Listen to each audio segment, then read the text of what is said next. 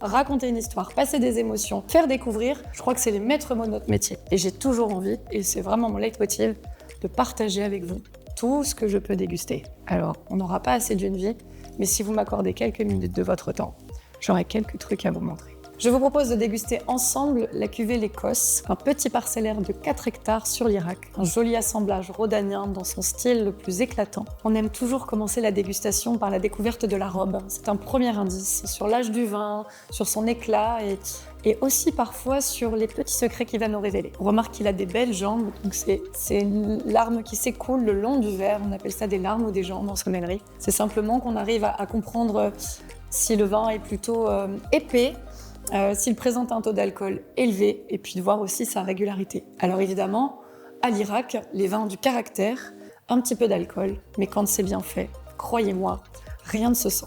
Waouh, c'est un joli bouquet de fleurs. Alors là, j'aime beaucoup parce que ce vin révèle des premières notes de pivoine. La pivoine, pour moi, c'est vraiment cette fragrance très délicate qui se révèle dans les plus jolis sols, sur les plus beaux terroirs. Évidemment, Vallée du Rhône oblige, l'Irak bien sûr, des notes de fruits rouges, là on a plutôt la framboise, la mara des bois juste chaude, comme si le fruit avait reposé au soleil. Imaginez un joli caillou, une belle corbeille de fruits et le soleil qui vient caresser le tout pour exalter les arômes. On le déguste ensemble ?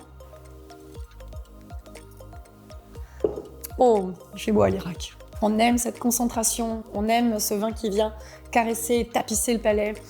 Ces jolies notes de fraise qu'on retrouve. J'ai l'impression d'écraser cette fraise chaude dans ma bouche comme si j'avais mangé une bonne cuillère de confiture. Ça, c'est très joli, c'est très flatteur. On est aussi énormément de finesse.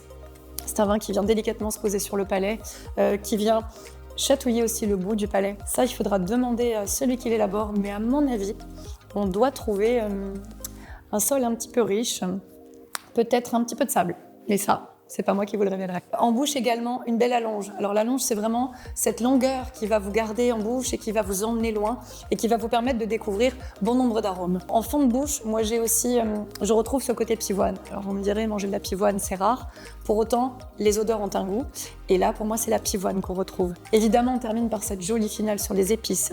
J'ai un côté un peu girofle, un petit peu muscade, qui m'appelle peut-être à manger un tagine. J'imagine évidemment une jolie pièce de viande rouge, peut-être délicatement grillée.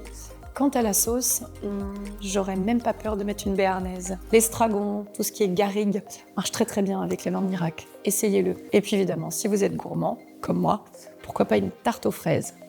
Bonne dégustation.